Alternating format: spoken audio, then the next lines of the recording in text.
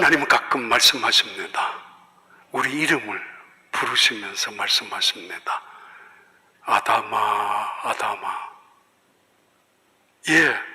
벗어서 숨었습니다. 내가 너를 벗었다고 뭐라 그런 적이 있어? 나오라고. 이리 내 앞에 나와봐. 안타까움으로 혹은 사랑으로 하나님은 최초로 숨어있는 아담을 찾아오셔서 아담의 이름을 불러주셨습니다. 얼마 후에 카인에게 찾아오셨던 하나님, 카인을 향하여 카인아, 너 동생 아벨이 어디 있어? 저가 내 동생 아벨을 지키는 자입니까? 그럼 내가 너에게 맡겨놓은 거야. 때로는 우리에게 찾아오셔서 나는 전혀 무관심하고 있었고 나와는 상관없다고 생각했었던 그 이웃을 나에게 물을 때도 있습니다. 아벨이 어디 있니? 때로는 매우 다급하게 그리고 기쁨으로 혹은 감격으로 아브라함을 찾아오셨던 하나님, 아브라함아, 아브라함아, 멈추어라. 하나님 말씀 앞에 자기 아들 이삭을 제단에 바칠 그 순간에, 칼을 들고 있는 그 순간에 하나님도 당황하셨듯이 멈추라. 아브라함아, 아브라함아. 그렇게 기쁨으로 사실은 찾아오시고 만나주시기도 하셨던 하나님. 어느 날 꿈을 꾸고 있는 야곱에게 환상에 나타나셔서 하나님 이렇게 말씀하신 적도 있습니다. 야곱아, 야곱아, 너 이제 일어나. 세겜 땅에서 일어나서 베들로 올라가야지. 너 나한테 약속한 거 있지 않느냐고. 처음 서운했던 곳이 있지 않느냐라고. 여기에서 고난을 당하고 여기에서 아픔을 당하고 시련을 당하는 일들 기억해야 돼. 너가 나에게서 서운했던 거 말이야. 어느 날 하나님은 모세에게 찾아오셨습니다. 비장한 어감으로. 모세야, 모세야. 내가 여기 있습니다. 내 백성을 너가 이끌어내라고. 아니, 내가 왜? 아니야, 너가 해야 돼. 아니, 나는 무능력, 부적합한, 맞지 않는 사람 아닙니까? 아니야, 너가 가장 적합한 사람이야. 그렇게 찾아오셔서 말씀하셨던 하나님의 그 찾아오심, 하나님의 사람들을 부르심, 그 부르심이 오늘 계속 반복되는 한 사건 속에 등장합니다. 사무엘아, 사무엘아. 거듭 4번씩이나 반복되어지는 사건 속에서 오늘 2023년 처음부터 시작하려고 마음먹었지만은 여러 가지 주저하고 또 환경 때문에 미루다가 당에 내놓으니까 우리 장로님들 하셔야죠, 해야죠. 그래서 하반기 사역으로 시작되는 테베드, 포리포, 리콜, 리포지션, 그리고 리바이블, 이 3가지 말씀을 오늘도 교회를 중심해서 말씀을 드리려고 합니다. 누군가가 나에게 이름을 불렀다면 나는 그 사람과의 멀어질 수 없는 관계의 사람이 될 것입니다. 어느 시인이 이렇게 말했지 않습니까?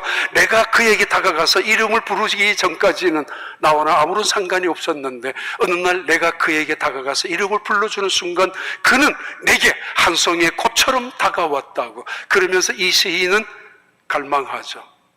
누군가가 내 이름을 불러달라고. 하나님께, 하나님 나에게도 오셔서 내 이름을 불러달라고. 사람이 되는 이유는 신을 인정하면서부터 시작하기 때문입니다. 사람답게 살아가는 것, 어떻게 살아가는가? 신을 인정하고 그분의 법칙대로 순종하며 살아가는 것, 이것이 인간다움의 길이며 인간답게 살아가는 방법의 길이기도 합니다. 하나님이 오늘 여러분의 음성을, 여러분의 이름을 들려주는 그런 축복이 있기를 바랍니다. 2009년 8월 달에 캘리포니아의 한 가족이 휴가철에서 차를 타고 가다가 다급하게 911에 전화를 했습니다. 구조 요청을. 왜냐하면 차가 멈추지를 않았기 때문입니다. 브레이크를 잡았는데 이 브레이크가 고장이 나서 작동을 하지 않았고, 그 정도 가는 속도만 유지했어도 덜 할 텐데, 이게 가는 속도에 계속 가속이 붙어서 가속 페달이 자동적으로 움직여져서 점점점 50마일, 60마일, 70마일, 100마일 그 이상으로 달려가고 있는 순간에 정말 다급하게 살려달라고, 빨리 누군가가 도와줘 달라고 911에 전화가 걸려온 적이 있습니다.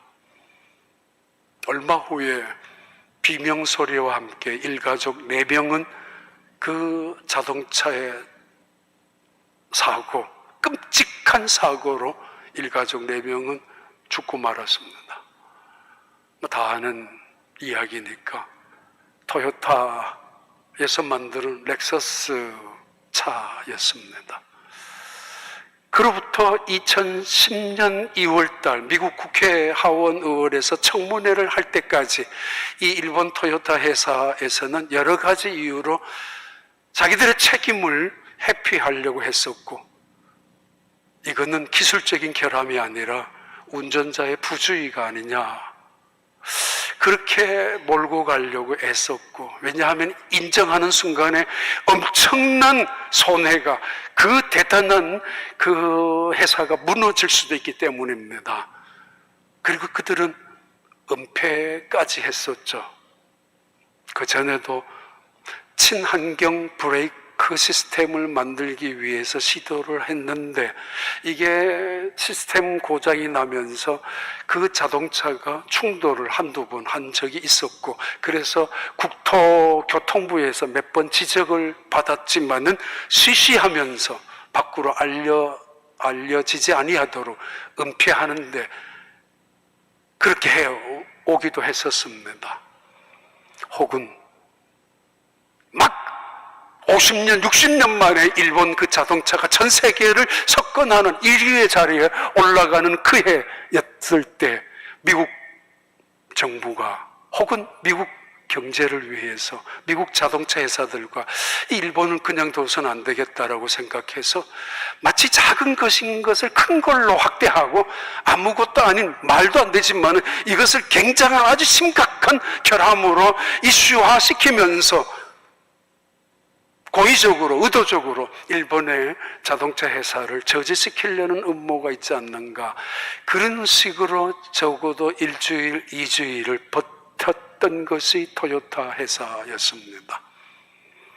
그러나 얼마 가지 못해서 911에 전화했었던 한 분, 그분 경찰이었습니다. 휴가 경찰, 오프데이.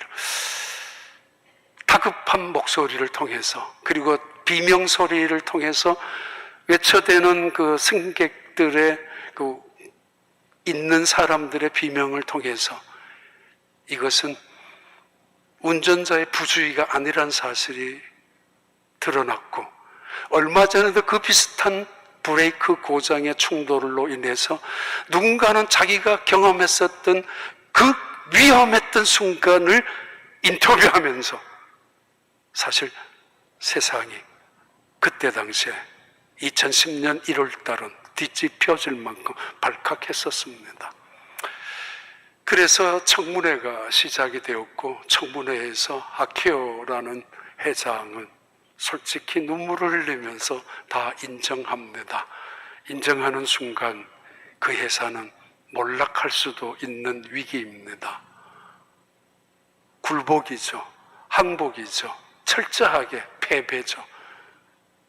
욕심 때문에, 아니 지나친 속도감 때문에, 아니면 어떤 상치감 때문에 결국 그들은 한순간에 모든 것을 무너뜨리게 할 수밖에 없는 절망에 있었던 순간이 지금부터 10년 전쯤 일어난 일입니다. 하나님이 사람을 찾아오십니다. 오시면서 이름을 부르십니다. 사무엘아, 사무엘아. 그 시대가 어떤 시대였는가? 지금부터 적어도 2000년 이상의 시대 아닙니까? 한번 봐봐요. 사무엘 3장 1절부터 3절까지 말씀입니다. 아이 사무엘이 엘리 앞에서 여호와를 섬길 때에는 여호와의 말씀이 희귀하여 이상이 흔히 보이지 않았더라. 엘리의 눈이 점점 어두워 가서 잘 보지 못하는 그때 그가 자기 처소에 누웠고 하나님의 등불은 아직 꺼지지 아니하였으며 사무엘은 하나님의 궤에 있는 여호와의 전 안에 누웠더니 바로 사무엘을 찾아오셨던 하나님의 임재의 그 순간, 실로라라는 이 땅, 여기에 찾아오셨던 하나님, 그 시대가 어떤 시대였는가 하면은 하나님의 말씀이 희귀합니다. 그리고 이상이, 그래도 그 전까지만 하더라도 자주 보여졌던 이상이 보여지지 않는 순간이었습니다. 성경이 이렇게 기록하고 있죠. The word of Lord was rare. 하나님의 말씀이 거의 들려오지 않고 있는 시대라고. In those days, 그때가, 그 시대가. 그리고 there was no frequent vision of God. 하나님의 이상이 그전에는 자주 나타나셔서 그들에게 경고하셨고 말씀하셨고 찾아오셨던 하나님의 이상과 환상이 들리지 않는 시대였다라고. 그러면서 엘리 대제사장, 바로 그 시대를 종합적으로 총괄하고 있는 영적인 최고의 지도자였던 엘리, 그는 눈이 어두워서 누워져 있었다고. 육체적인 육신의 연약함, 그 이상의 영적인 연약함, 그 이상의 누워있는 어쩔 수 없이 80대, 90대 노인에 가까운 한 노인의 모습을 무능력한 상태로 우리에게 전달하고 있지만 이것은 마치 쓰러져 있는, 마치 무능력한 이스라엘의 종교적인 부패를 설명하고 있는 단어와 마찬가지입니다. 하나님의 은혜는 그들은 무시하고 업신여기고 있었습니다. 하나님의 말씀을 가벼이 여기고 있다는 이야기고, 하나님의 말씀이 들렸지만은 무시하면서 그들은 팔짱을 낀 채 길을 막은 채로 심지어 조롱까지 하고 있었다라는 의미입니다. 그래서 그들은 그 시대의 종교의 힘은 마치 엘리의 모습처럼 영적인 봉사처럼, 그리고 누워있는 침상에 아무것도 할 수 없는 것처럼, 그런 시대에, 그 시대에 어두웠던 시대였습니다. 그 시대에 하나님이 사무엘에게 찾아오셔서 이렇게 부르십니다. 3장 4절부터 6절까지 말씀입니다. 여호와께서 사무엘을 부르시는지라 그가 대답하되 내가 여기 있나이다 하고 엘리에게로 달려가서 이르되 당신이 나를 부르셨기로 내가 여기 있나이다 하니 그가 이르되 나는 부르지 아니하였으니 다시 누우라 하는지라. 그가 가서 누웠더니 여호와께서 다시 사무엘을 부르시는지라. 사무엘이 일어나 엘리에게로 가서 이르되 당신이 나를 부르셨기로 내가 여기 있나이다 하니 그가 대답하되 내 아들아 내가 부르지 아니하였으니 다시 누우라 하니라. 토요타에서 인정하고 난 다음 그들은 책임을 지기 시작했습니다. 그때 그 사태를 토요타 리콜 사태라고 합니다. 유럽과 미국에 있는 960만 대, 유럽에 있는 수백만 대, 그리고 1200만 대를 리콜했습니다. 그래서 리콜을 그때 이때 이런 단어를 쓰는가 기억을 해서 4년, 5년 전에 말씀을 드린 적이 있습니다. 하나님의 리콜. 첫 번째, 교회는 어떤 것인가?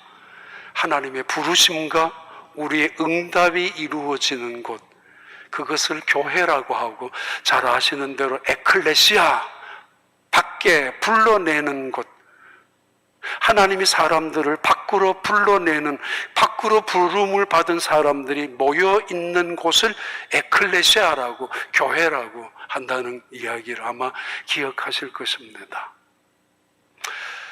얼마 전에, 한 3주 전에 그쯤 됐을 거예요. 우리 E.M. 피러 목사님이 저 방에 와서, 목사님, 리콜보다는 리턴이라는 단어가 더 좋습니다. 저도 그렇게 생각해요. 왜냐하면 미국 교회에서는 늘 리터닝 투 처치, 리터닝 투 워십 서비스 그 플랜을 해가지고 늘 지난 2, 3년 동안 목회를 했잖아요. 그래서 리터닝이 훨씬 더 부드럽고 또 긍정적이라는 의미의 말을 저한테 와서 했어요.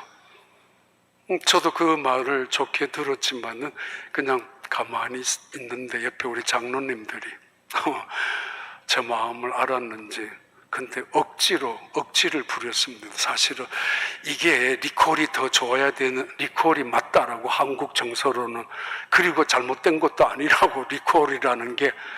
근데 저 생각은 리콜을 했던 이유는 하나님의 주권을 강조하기 위함이며 우리의 뭔가 부족함이나 잘못된 것을 점검하기 위해서 리콜이라는 조금은 부정적인, 아니 어쩌면 다소 잘못된 의미도 있겠죠. 하나님이 사무엘을 부르십니다.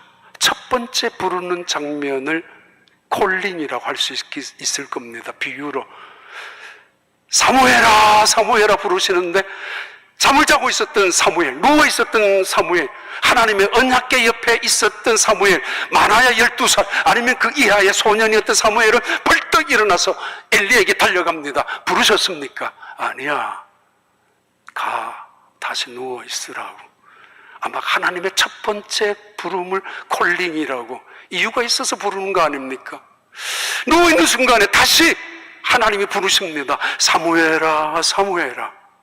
다시 일어나서 엘리에게로 갑니다. 선생님, 이번에 부르셨죠?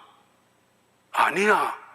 두 번째 부름을 우리가 생각할 때에 이거를 리터닝이라고, 돌아오라고, 또는 돌아가자고, come to me, 하나님께서 하신 리턴, 돌아와, 그런 의미의 두 번째 말씀 부르심이 될 수도 있을 거예요. 그러다가 다시 누워 있는데 세 번째 다시 부릅니다. 사무엘아 사무엘아. 다시 일어서고 엘리에게로 달려갑니다. 부르셨습니까? 세 번째입니다. 이때 콜링, 이때 콜은 웨이크업 콜이 될 수 있을 것입니다. 이머전시 콜이 될 수 있을 것입니다. 위험한, 일어나야 될 경각심을 가르쳐주는 사인이고 콜링이기 때문입니다. 엘리 대제사장은 세 번째 찾아온 이 사무엘에게 이건 아니야, 너가 이렇게 계속 들었다면은 이번에는 하나님이 부르시는 말씀이니까 틀림없이 하나님 앞에 응답하라고. 하나님, 제가 여기에 있습니다, 말씀하세요. 이때 비유로 저는 이걸 리콜이라고 쓸 수 있지 않겠나, 그런 의미의 리콜입니다.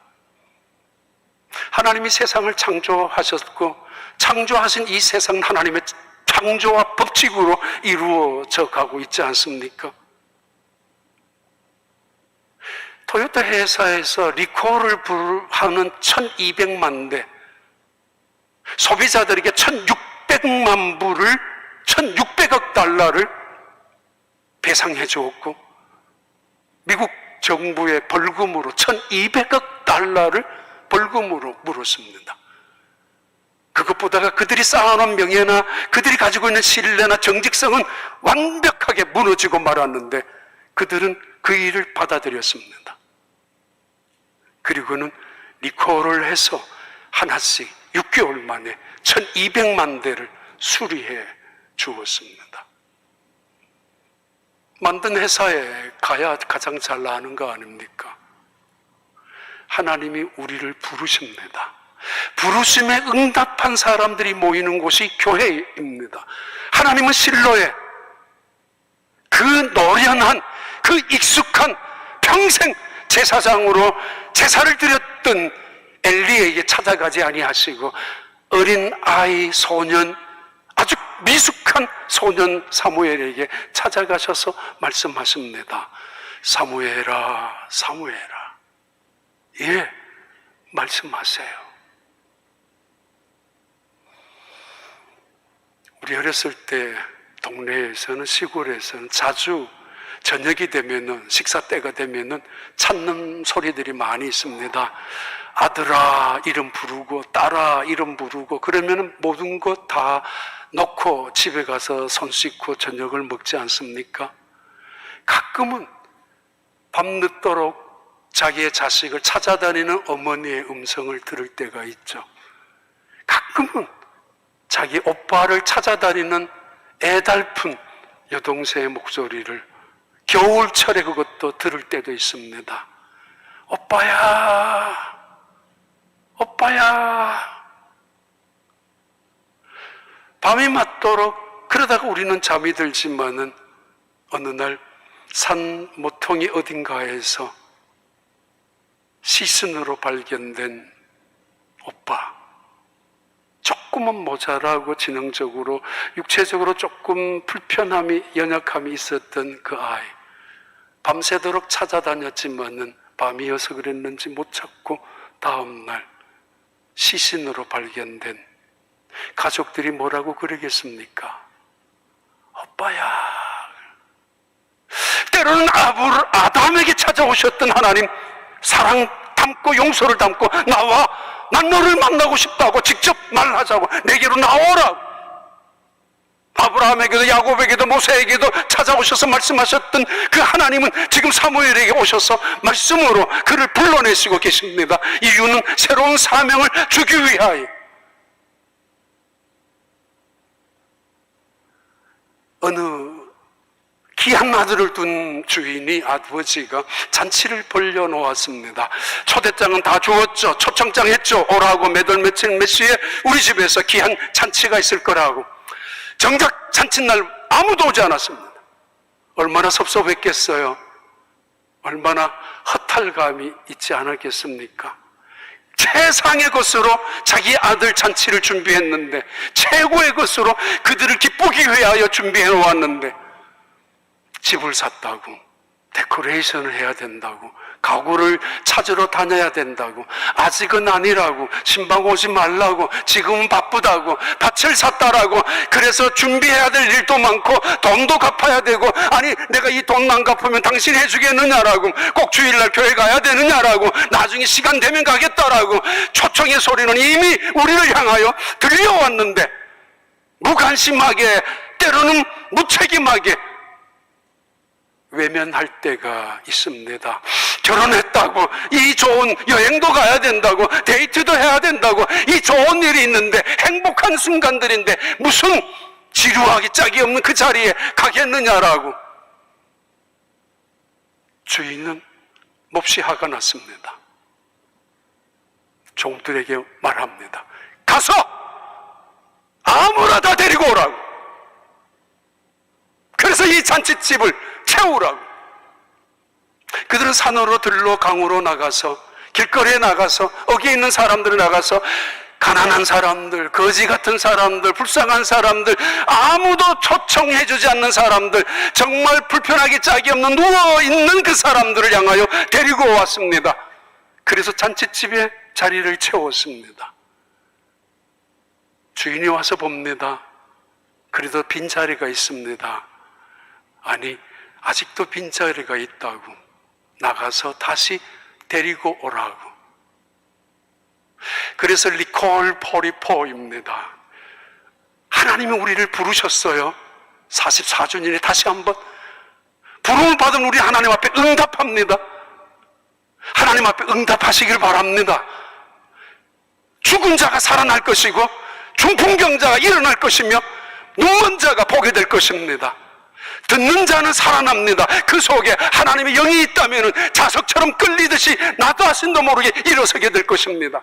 그 안에 하나님의 말씀이 있는 사람이라면 하나님의 말씀이 선포되는 순간에 죽은 무덤에서도 벌떡 부활하게 될 것입니다. 듣는 자는 살게 될 것이라고 하나님 약속하셨지 않습니까?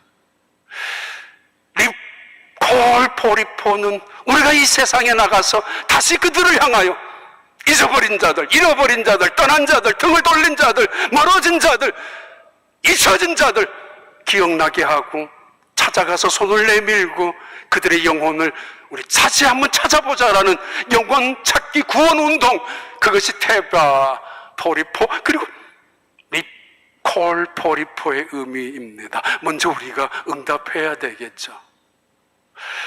들려오는 하나님의 말씀을 너무 가볍게 여기지 마십시오. 말씀이 희귀한 것이 아니라 응답하는 사람들이 희귀하고 있기 때문입니다. 너무 익숙하다고 너무 자주 듣는 습관적인 이야기라고 치부하지 마십시오. 수많은 인터넷 속에 또는 온라인 속에서 마음만 먹으면 듣고 있는 이 세상 속에 아모스를 통해서 하나님께서 들려준 말씀이 있었죠. 사람들이 마실 물이 없어서 기가를 당하고 먹을 양식이 없어서 기근을 당한 것이 아니라 하나님의 말씀 때문이라고. 그래요. 하나님의 말씀이 없다고. 없는 게 아니라 너무 많아서 문제죠. 너무 많아서 우리는 가벼이 여기고 때로는 우습게 여기지 않습니까? 깊은데 그물을 내리라고. 뭘 해봤는데요? 오른편에 그물을 내리라고. 당신이나 해보라고. 지금이 어느 때인데? 지금 위기라고 하고 있습니다. 재난이나 재앙을 통해서 들려옵니다. 사고나 사건을 통하여 찾아옵니다. 그리고 구체적으로 우리에게 이 사람 저 사람을 통하여 내 이름을 부르고 계십니다. 사무엘아, 사무엘아. 응답하시기 바랍니다. 겸손하게 응답하시기를 바랍니다. 믿음으로. 우리가 사는 길은 하나님의 앞이 되기 때문입니다. 봐요. 이사야 41장 1절 봐요. 섬들아 내 앞에 잠잠하라. 민족들아 힘을 새롭게 하라. 가까이 나오라. 그리고 말하라. 우리가 서로 재판 자리에 가까이 나아가자. 때로는 하나님은 우리에게 오라고 말씀하시는데 우리가 거절할 때가 있습니다. 그때는 리콜입니다. 소환입니다. 법정에 소환을 하게 됩니다. 기소를 해서 영장을 청구해서 법정으로 체포해가지고 데리고 옵니다. 그런 의미에 하나님께서 이스라엘 백성들 그리고 열방의 민족들 모든 성들을 향하여 외치고 있습니다. 오라고 소환의 명령을 하시고 누가 신인지 한번 따져보자고. 이 세상에 왜 재난이 일어나는지, 이 세상에 우리 주변에 이런 일들이 왜 이런 일이 일어나야 하는지, 하나님의 살아계심, 하나님의 전능하심, 오늘 또 하나님의 주권하심을 증명하기 위함이 아니냐라고. 그 말씀으로 소환장을 발부한 것입니다. 우리 모두에게.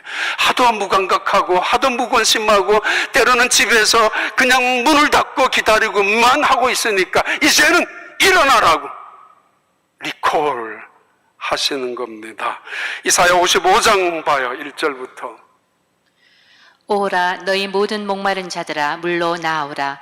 돈 없는 자도 오라. 너희는 와서 사 먹되 돈 없이 값없이 와서 포도주와 젖을 사라. 너희가 어찌하여 양식이 아닌 것을 위하여 은을 달아주며 배부르게 하지 못할 것을 위하여 수고하느냐. 내게 듣고 들을지어다. 그리하면 너희가 좋은 것을 먹을 것이며 너희 자신들이 기름진 것으로 즐거움을 얻으리라. 너희는 귀를 기울이고 내게로 나와 들으라. 그리하면 너희의 영혼이 살리라. 내가 너희를 위하여 영원한 언약을 맺으리니 곧 다윗에게 허락한 확실한 은혜이니라. 첫 번째 타이틀입니다. 리콜 포리포. 하나님 앞에 서자. 그리고 세상을 향하여 부르자. 두 번째 프로젝트는 리포지션 포리포입니다. 봐요. 사무엘상 3장 10절부터 12절의 말씀입니다. 여호와께서 임하여서서 전과 같이 사무엘아 사무엘아 부르시는지라. 사무엘이 이르되 말씀하옵소서 주의 종이 듣겠나이다 하니 여호와께서 사무엘에게 이르시되 보라 내가 이스라엘 중에 한 일을 행하리니 그것을 듣는 자마다 두 귀가 울리리라. 내가 엘리의 집에 대하여 말한 것을 처음부터 끝까지 그날에 그에게 다 이루리라. 두 번째 타이틀입니다. 리포지션. 2019년, 2020년 우리 교회 모토 두 번씩이나 리포지션 한 적이 있습니다. 하나님의 말씀이 내게 임했을 때 내가 나를 항복시키는 것, 하나님의 말씀이 나를 정복하는 것, 내 두 귀가 울리는, 진동할 만큼 하나님의 말씀이 생명으로, 능력으로 내 가운데 임재했을 때 그 속에서 철저하게 무릎을 꿇는 것, 리포지션입니다. 그러면서 새로운 변화의 자리로 이동하는 것, 새로운 자리, 패러다임으로 결심하면서 옮겨가는 것, 그것이 바로 리포지션의 의미입니다. 오바마 대통령 시절에 멘토 같은 역할을 했던 사람이 있었죠. 달라스, 지금도 목회합니다. T.D. 제키라는 목사님이신데 그분이 오래전에 쓴 책이 있습니다. Reposition Yourself. 당신은 당신을 스스로 정복시키고 정복하고 그리고 당신을 세워나가라고. 그는 그 책 속에서 이렇게 몇 가지 이야기합니다. 제가 그 몇 페이지를 카피를 했는데요. 지붕을 뚫고 믿으라고. 리포지션. 정복하라. 다스려라. 통치하라. 하나님 말씀 앞에 내가 항복하는 것 의미지만은 너의 주어져 있는 지붕이 있다면은 하나님을 만나러 나갔는데 예수님을 만나러 나갔는데 지붕이 있단 말이야. 아니 사람들이 많단 말이야. 그걸 핑계 삼아서 돌아서지 말라고. 지붕으로 올라가서 단호히 지붕을 뚫어야 그래 예수님 앞에 만나는 거 아니냐라고.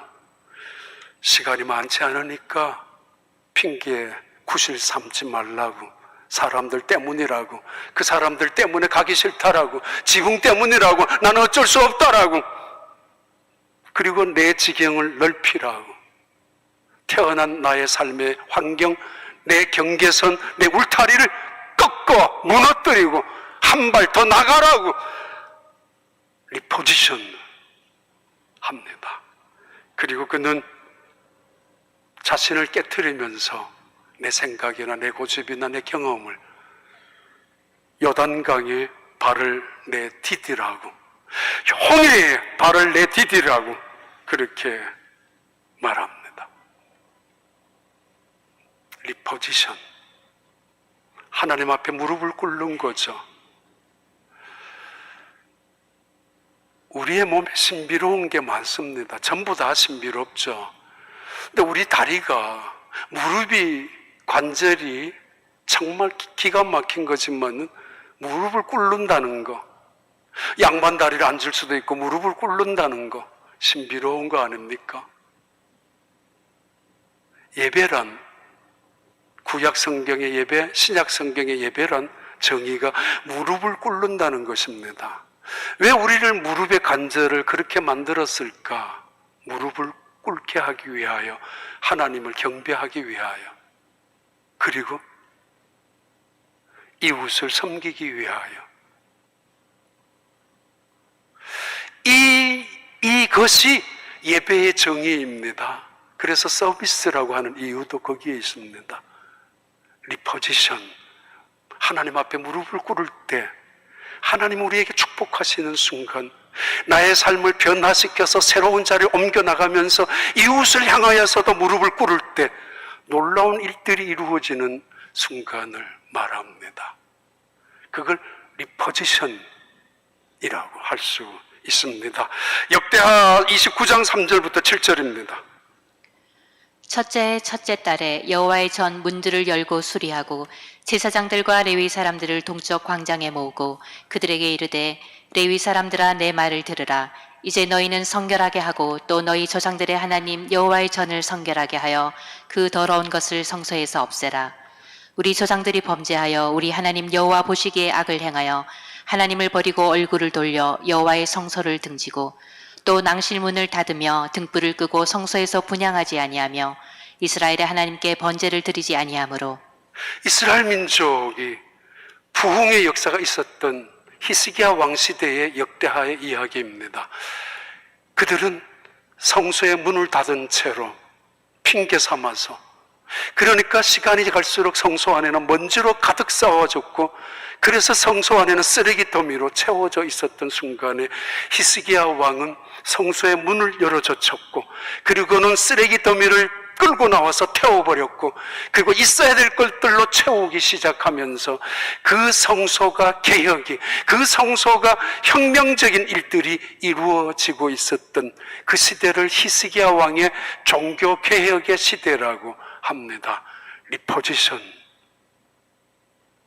하나님의 말씀이 내게 임했을 때 그 말씀 앞에 순전히 항복하며, 그 말씀 앞에 내가 굴복하며 동시에 그 말씀대로 순종하고 나가서 새로운 결심 속에서 변화된 삶, 성숙한 삶, 더 큰 은혜의 바다로 나아가는 것을 의미하고 있습니다.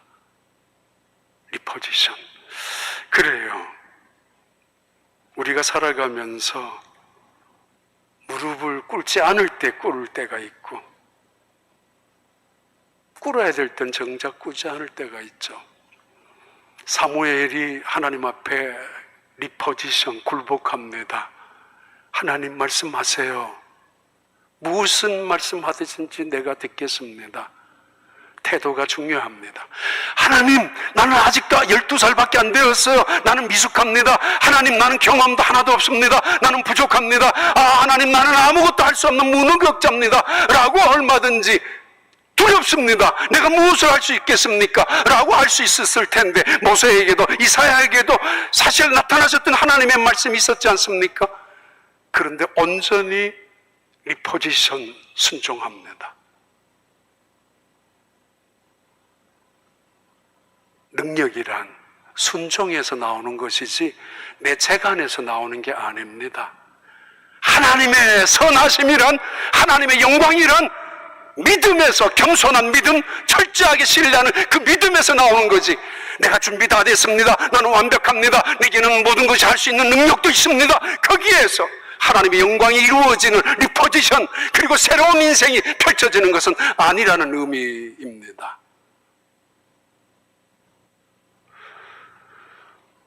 리콜, 또 말한다면은 그 피러가 목사님 리터닝이 좋다고 할 때 우리 장로님들이 옆에서 한마디씩 했어요.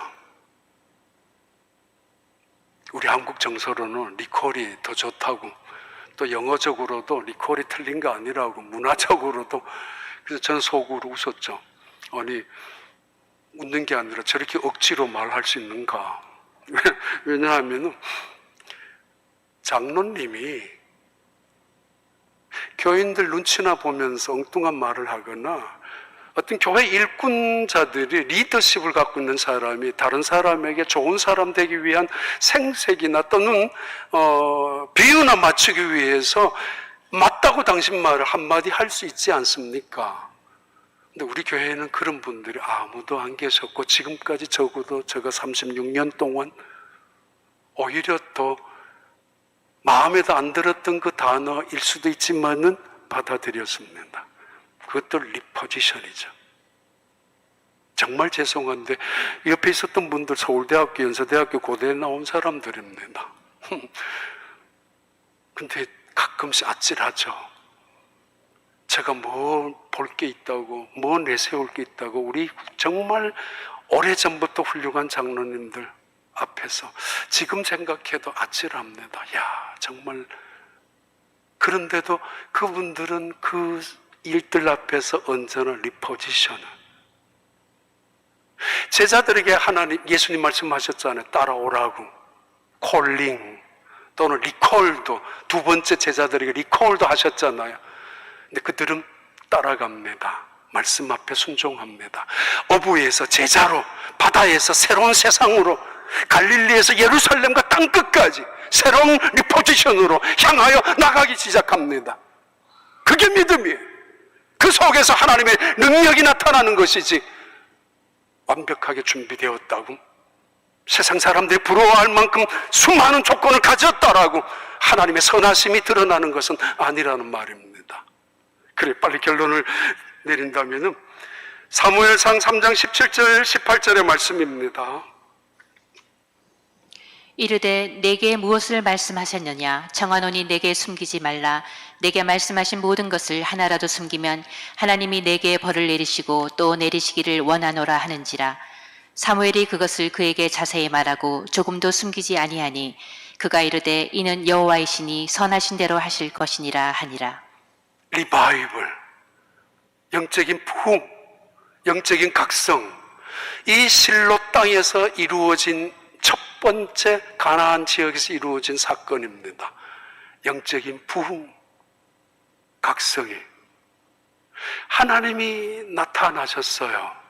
The Lord appeared again at the 실로 땅에 하나님이 또다시 나타나셨어요. 누구에게? 사무엘에게. 사무엘 어디? 실로의 장막에. 교회. 교회는 그런 곳입니다. 하나 힌트가 있었죠. 이 시대가 아무리 어렵고 어둡고 캄캄하고, 그래서 의도적으로 제사장들이, 백성들이 등불을 꺼버렸고 외면하고 하나님의 음성이 들리는 순간에도 무관심하고 아예 귀를 막고 있는 순간에도 제대로 듣는 사람들의 귀는 울리기 시작했었고, 제대로 하나님의 말씀을 받아들이는 순간은 영적인 각성이 시작되고 있다는 거죠. 그때 하나님의 램프에 불이 끄지 않고 있었습니다. The lamp of Lord still burning in His place. 온 세상이 캄캄했고 어두웠고 죽음이 드리워진 것처럼, 세상이 망하는 것처럼 보였지만은 하나님의 등불은 여전히 꺼지지 않고 있었습니다. 사람들이 짓밟고 사람들이 끌려고 별별 짓을 다 했다 할지라도 여호와의 등불은, 왜? 하나님의 일이 있으니까. 하나님의 신실하심, 하나님의 살아계심, 하나님의 전능하심은 인간의 재능 따위로, 인간의 지혜로, 인간의 힘으로 막을 수 없기 때문입니다. The lamp of God, 절대로 꺼지지 않습니다. 하나님이 붙잡고 있는 한 결코 흔들리지도 않습니다. 그 불은 사라지지도 않습니다. Gone out이라고. 이때 하나님이 그 성전에 꺼지지 않는 등불을, 희망이 거기에 있죠. 우리의 미래의 희망, 소망도 여기에 있죠. 성막이라는 이유가 거기에 있지 않습니까? 그 성막에 꺼지지 않는 등불은 사무엘에게 옮겨가죠. 하나님이 The Lord revealed to 사무엘에게 자기 자신을 계시하기 시작합니다. 그리고 성막에, 그리고 실로에게 하나님의 계시가, 하나님의 살아계심이, 하나님의 영광스러움이 나타나기 시작합니다. 이 실로 땅에 성막 있었기 때문에, 아니 사무엘이 있었기 때문에, 그 사무엘에게 나타나셨던 하나님, appeared 또는 revealed, 나타나시고 계시했던 하나님은 by the word of God, 하나님의 말씀으로 계시하셨고 하나님의 말씀으로 나타나셨습니다. 신비한 이상으로, 하늘의 어떤 천지의 계벽으로, 기적 같은 능력으로 나타나신 것이 아니라 하나님의 말씀으로 나타나셨습니다. 교회, 성막, 성전, 하나님의 음성이 나를 찾는 곳이며, 그리고 동시에 하나님이 나를 찾으면서 나에게 끊임없이 말씀하시는 것이며, 그 말씀 앞에서 내가 정복당하는 것이며, 새로운 인생을 위하여 변화와 개혁을, 껍질을 벗듯이 새 옷을 입듯이 세상을 향하여 증언하러 나가는 것이며, 동시에 하나님이 그 말씀을 통하여 살아계신 하나님의 지혜와 능력과 영광을 계속 증언하는 곳이 교회입니다. 그래요. 20세기의 최고의 신학자 중에 한 사람이었던 로이드 존스의 일평생 소망, 소원이 부흥이었습니다. 리바이벌이라는. 영국 런던에 있는 웨스트민스터 채플에서 웨슬리에 있었던 영적 각성 부흥 운동을 연구하기 시작하고 연속적인 설교를 했었던 사람, 성경 강의의 탁월한 강의자이며 원래 의사였지만은 설교자로서 전 세계에 가장 중요한 영향을 미쳤던 사람, 20세기에 로이드 존스 목사님이셨습니다. 그분의 책 부흥 있습니다. 이렇게 이야기합니다. 부흥이란 하나님의 얼굴을 만나는 것이다.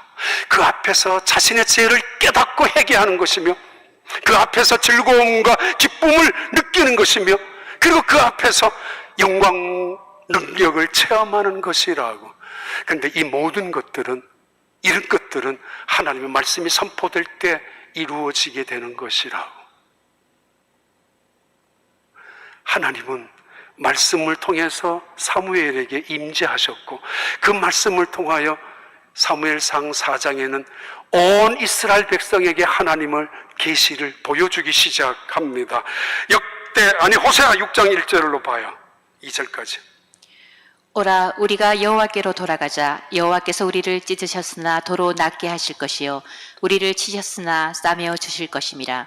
여호와께서 이틀 후에 우리를 살리시며 셋째 날에 우리를 일으키시리니 우리가 그의 앞에서 살리라. 자, 우리가 여호와께 돌아가자. Return to God. 하나님은 우리를 살리실 거야. 왜 리콜을 해요? 하나님은 우리를 가장 잘 아시니까. 우리는 그 앞에서만 살 수 있습니다. 정치적인 정당이 바뀌고 나라를 바꾸고 개혁을 하고 헌법을 바꾸고 사람을 바꾸고 그런다고 우리가 사는 길이 아닙니다. 재난과 재앙은 여전히 세상은 우리에게 다가오고 있고 무서울 정도로 세상은 급변하고 있습니다. 그 속에서 세상의 시끄러운 소리들이 오늘 또 끊임없이 뉴스로 다가오고 있지만은 우리를 찾는 음성이 들려옵니다. 오빠야 찾았던 그 여동생, 그 다음날 찾은 오빠의 시신 앞에서 그 가족들이 통곡한 거 얼마든지 짐작할 수 있지 않습니까? 응답을 못해서, 아니 너무 멀어서, 듣지 못해서, 깨닫지 못해서 무슨 고집 때문에 죽습니다. 우리의 교회 44주년 다음 주가 기념주일입니다. 하나님의 말씀이 선포되고 하나님의 말씀을 읽고 듣고 암송하고 실천하고 나아갈 때마다 그 속에서 하나님의 살아계심을, 하나님의 그 영광스러움을 보여주시고 드러내시고 새로운 세상, 새로운 미래를 향하여 계시해 주시는 놀라운 하나님의 영광이 우리의 영적인 각성을 일으키는, 이 땅에 우리의 교회를 통하여 부흥을 세워나가는 축복의 그런 예배, 그런 성도, 그런 교회, 이 땅의 모든 교회들 주님 오시는 그날까지 영광스러운 승리한 교회가 되기를 진심으로 축복합니다. 기도하겠습니다. 하나님 아버지, 오늘도 우리를 찾고 계신 하나님, 우리를 부르고 계신 하나님, 응답하게 하여 주옵소서. 지체하지 아니하고 눈먼 자 같은 우리들을, 소외된 수밖에 없는 우리들을 끌고 오셔서 하나님의 전에 예배자의 자리에 있게 해주신 하나님, 이제 세상을 향해서도 다가가서 그들을 하나님의 전에 이끌어 올 수 있는 하나님의 사람들 되게 축복하여 주옵소서. 날마다 이 전이 영적인 각성이 이루어지며 날마다 놀라운 부흥이 이루어지며 여호와의 얼굴을 날마다 바라보며 그 속에서 회개와 치유와 회복과 능력과 영광을 경험하는 이 제단이 되게 하여 주옵소서. 예수님 이름으로 기도하옵나이다. 아멘.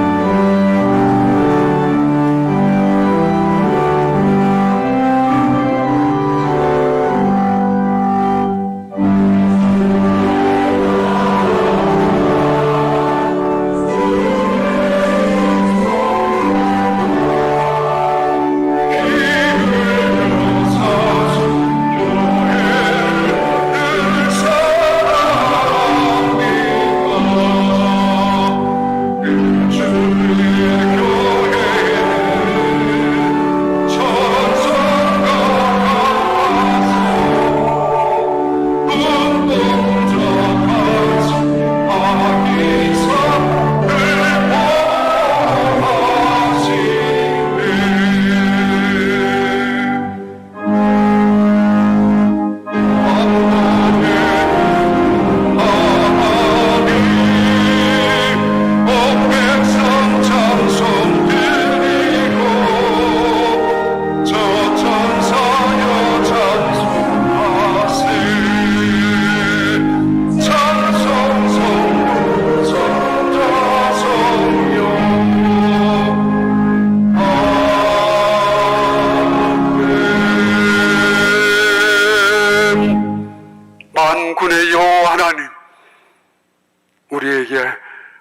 자녀로 삼아 주셔서 아버지라고 부를 수 있는 은혜를 주신 하나님, 진심으로 감사합니다.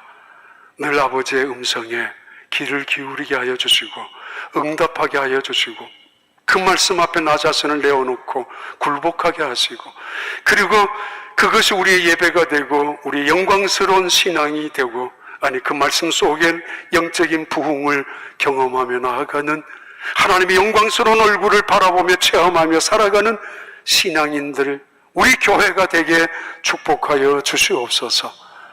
오늘 또 직장의 문제로 어려움을 당하고 사업장으로 인하여 힘겹게 버티어 있고, 때로는 자식들로 인하여 고통을 당하고 눈물을 흘리고 있는 성도들, 때로는 가족의 구원을 위하여 자신의 영적인 또는 육신의 연약함을 위하여 기도하고 있는 성도들, 하나님 긍휼을 베풀어 주옵소서. 하나님 불쌍히 여겨 주시옵소서. 그 가운데서도 믿음으로 이겨나가, 그 가운데서도 하나님을 찬양하며 신실하심을, 선하심을 믿고 일어설 수 있는, 우리 스스로를 이겨나가며 지붕을 뚫고 홍해의 바다를 건너며 그리고 지경을 넓혀나가는 신앙인의 하나님의 사람들이 되게 하여 주시옵소서. 예수님 이름으로 기도하옵나이다.